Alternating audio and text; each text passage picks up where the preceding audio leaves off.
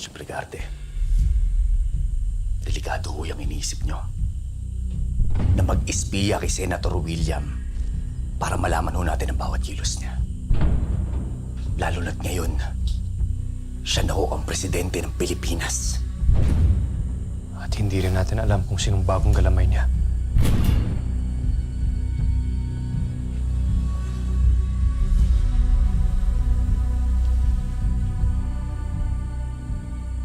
Ano pa nalalaman mo, Elias? Buhay si Calvin Magallanes.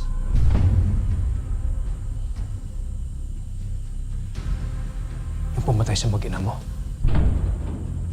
Kasama siya tumambang sa amin kina Madam President.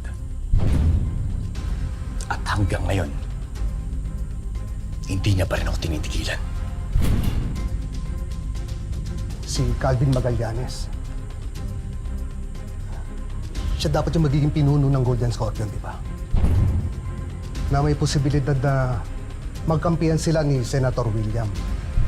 Na siya naman turmaydor kay Edgardo Magallanes. Chief, hindi na ako magtataka kung gano'n talaga gagawin ni Calvin. Dahil sobrang ganit siya sa kapangyarihan. At kung sino ang mga nasa taas, yun ang titikitan niya. Elias, kung ganun, hindi lang si Presidente ang target nila.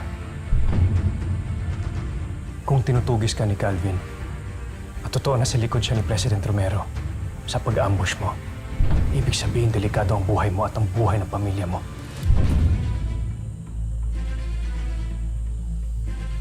Naniniwala pa rin akong protektado kami ni Mayor dito sa tahanan niya. Pero kung ano man ang mangyari,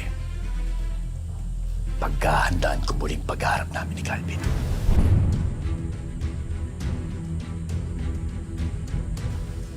Alam niyo dahil dyan sa nalaman ko, buo na desisyon ko na imbestigahan si President Romero.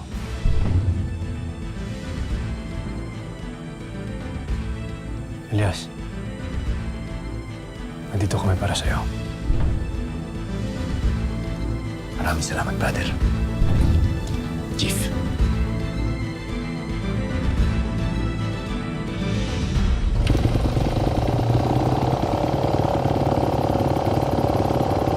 Ito na lang po.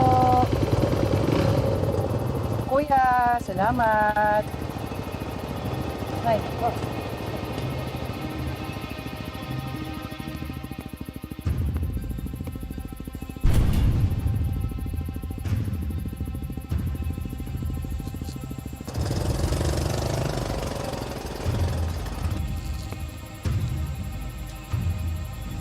Si Alma yun ah. Siguro sapat na itong pinamili natin. Total, konti lang naman tayo eh, no? Oo, Nay. Alam mo, Nay, gusto ko, pag kinasal ako, katulad lang din ng simpleng kasal ni Napain tsaka Joanne. Yung pinakamalapit lang sa buhay nila yung imbitado. Tapos, sa bahay na lang din ni Mayor yung venue. Para tipid. Alam mo, gutom lang yan. Pakainin na kita dun sa loob. O basta lahat ng pinamili natin, imbak natin sa ref. Total, sa linggo pa naman ang kasal. Sige pa. Halika na.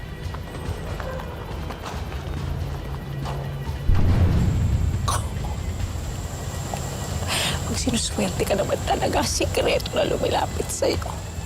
Itatawag ko na to. Nangangati na naman yung kamay ko. Nangangati yung kamay ko.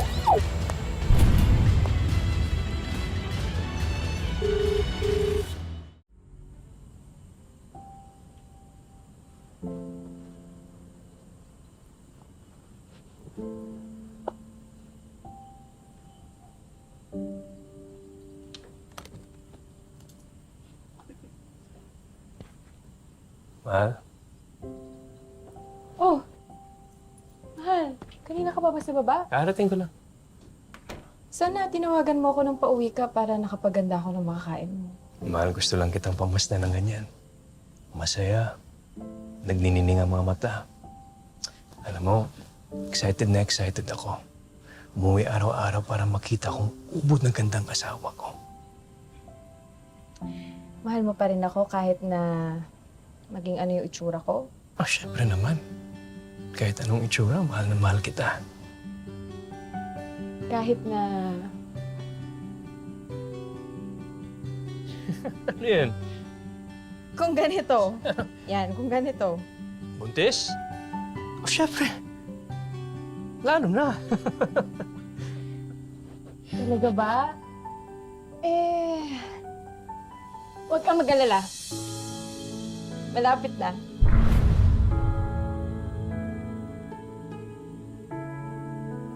Magiging tatay ako?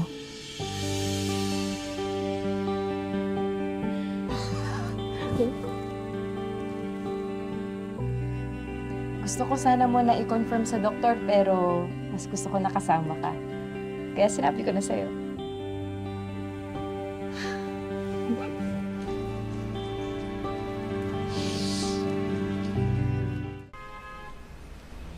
Maraming salamat, Dok. Congratulations. Salamat po. Maraming salamat po. Thank you too. Ingat, Dok. Check lang. Apo. Thank you.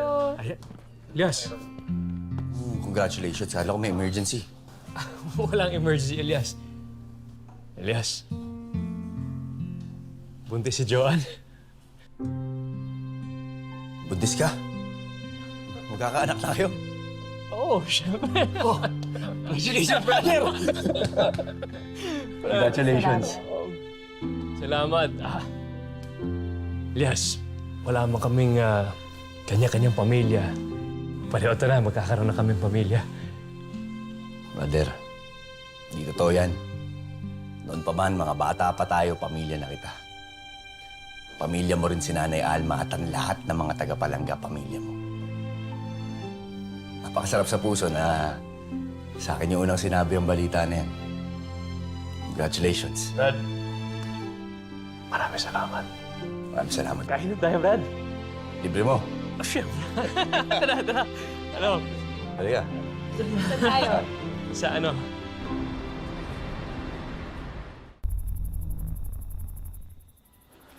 Oh, eto pa. Sabi ni Nay Alma, punuin daw natin ng bulaklak.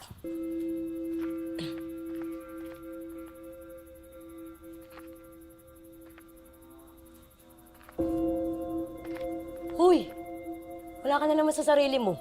Lumilipad na naman yung utak mo. Nasa alapaap. Baba kang konti, dami nating gagawin.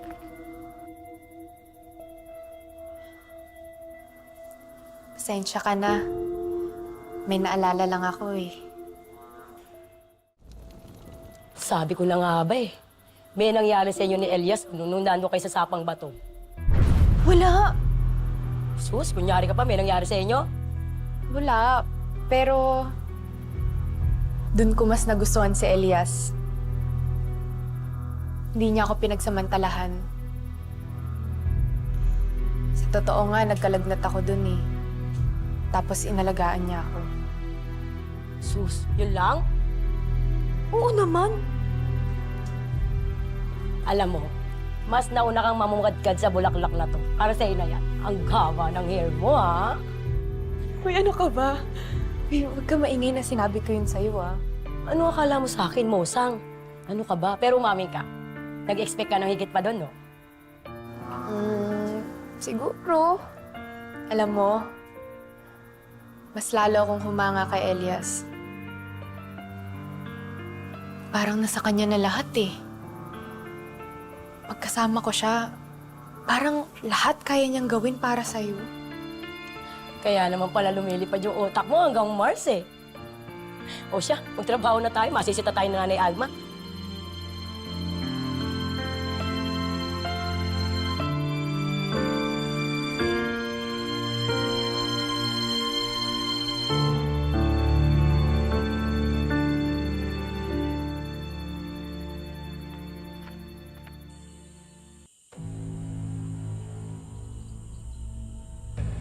Marami pa rin opisyal sa gobyerno na tapat sa trabaho nila. Gagawa ko ng paraan para mapalitan sila lahat.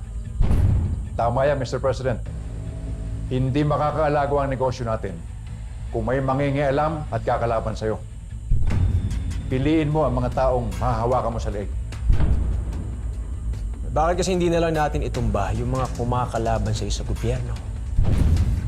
Nagawa nga nating iligpit ang presidente at vice. Mr. President, kailangan mo kayong malaman. Ano yun? May nagbalita sa akin na ikakasal sa rest house ni Mayor Alfonso Sipaing sa linggo ng gabi. Siya rin ang whistleblower sa Palangga Massacre. At dikit din siya ni Elias. Tama-tama na doon silang lahat. Si Elias at ang mga malalapit sa kanya.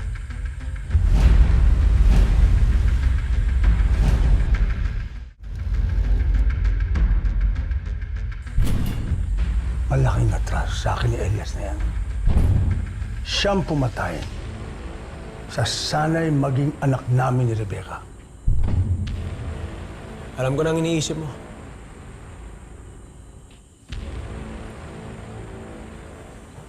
Pero hayaan mong ako ang pumatay kay Elias. Dadalhin ko na lang sa'yo ang ulo ng hayop na yon.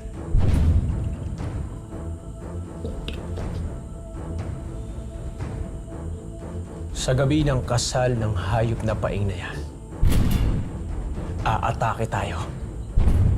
Uubusin natin silang lahat.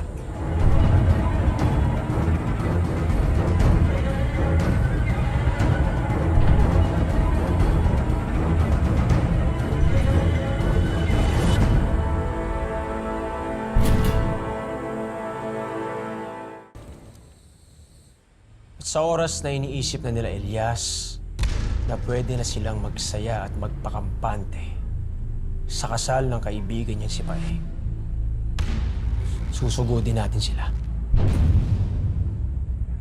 Aapoy ang buong kalangitan. Dadanak ng dugo. Walang matitirang buhay sa lahat ng minamahal niya. Siguraduhin natin na wala yung kahit sa isang peste na humahad lang sa plano natin. Paghaharian natin ang bansang ito.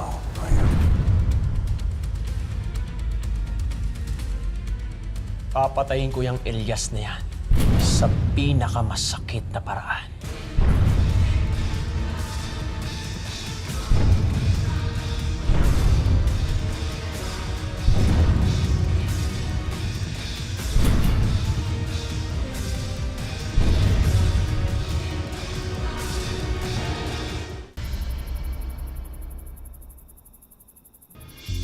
Ako, pabihira kayo. Mali-mali pala yung pag-ayos nyo sa mga silya. Kayo, maliban. Sorry po, Lolo Omeng.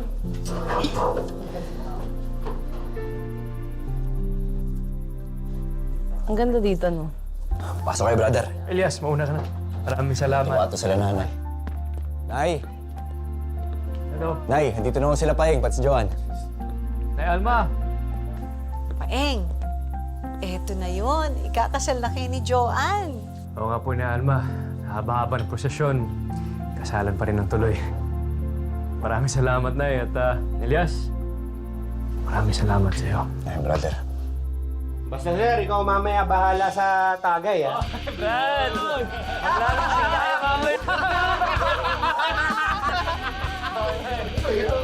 Ma'am Jo, napakaganda niyo po pala talaga, no? Bagay na bagay po sa inyo maging bride. Salamat. Kasing ganda mo, Pretty. My soon-to-be bride. Parang pang. Si Pretty nga po pala. Siya po yung katuwang ni Nay Alma. Nag-ayos ng cater ring. Ay, opo, kami po ni Nanay Alma. Si Annabel nga po pala. Hello. At syempre si Benji, tsaka si Neneng. Hello. Congrats po sa inyo. Salamat. Ma'am Joanne, saka Sir Paeng, pag may kailangan po kayo ipagpunta sa labas, kami mga bayar na pong bahala. Ako po si Kim Arthur, si Miguelito, Estong, tsaka si Oka. Basta sigaw nyo lamang po ang salitang biyahero at agad po kami harurot, inyong tagapagligtas. Maraming salamat. Salamat sa inyo. Alam nyo, hindi ko alam kung magiging ganitong kaganda yung kasal namin ni Paeng kung wala kayo. Kaya, salamat. Maraming salamat, Elias. Pamilya tayo. Tayo-tayo rin na magtutulungan, hindi ba? Uy, pagkatapos ng kasal ni Chef Paeng at saka ni Ma'am Jo, hindi ko naaalis ito para ikaw naman ikakasal kay Elias. Uy, ano ka ba? Bakit? Ayaw mo? Pwede. Pinapakalig mo na naman ako. Nga pala, brother. Joan, si Gina nga pala, pati si Nimpa. Sila naman yung tumulong para mapaganda yung mga dekorasyon, pati mga bulaklak rito. Hello po. Araw po. Uy, salamat ah. Napaka-talented niyo naman. Suki po kami kapag may kailangan ng dekorasyon sa piyesta. Napakagaling. Ang galing. Nga pala, si Bani rin. Tumulong rin siya para mapaganda yung kasal niyo. Salamat din. Si Mayor nga pala may ng kwarto para sa inyo. Hatid ko na po kayo sa kwarto niyo. Ay, salamat. Nga po pala, kami po ni Pretty mag-aayos sa inyo. Binili na rin po ni Ma'am Donna yung damit yun. Nasa room na. Tsaka yung atake naman ng makeup fresh lang, kaya kayang-kaya ko na po yun. Tama. Okay. Maraming salamat sa inyo lahat. Ha? Thank you. Mamaya na, Elias. Ha? Muna kami. Kaya bahala rito, Oo. brother. Thank you. Maganda mo na yung kasal mo.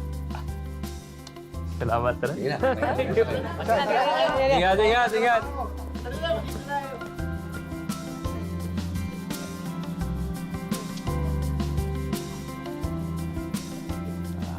Nipa, Bane. Maraming salamat sa inyo. Alam niyo, abot langit yung pasasalamat ng mag-asawa dahil tumulong kayo sa kasal nila. Naku, wala yun, Elias. Kayang-kaya mo naman lahat eh. Saka wala naman kaming problema dito, di ba, Bane?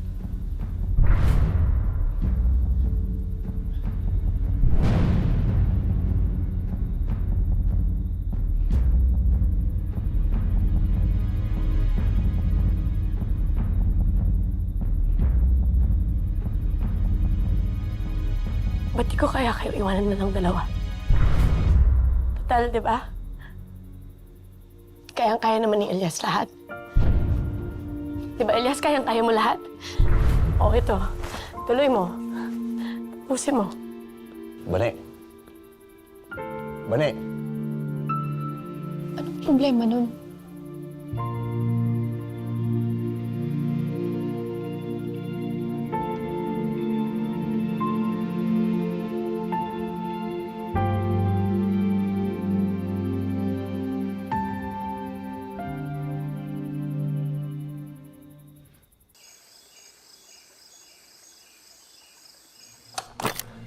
Lintik lang ang walang latay si Elias na yan. Para sa lahat ng atraso niya sa akin. Siguro naman, sa dami ng armas natin, ubos yung mga kaibigan at pamilya niya.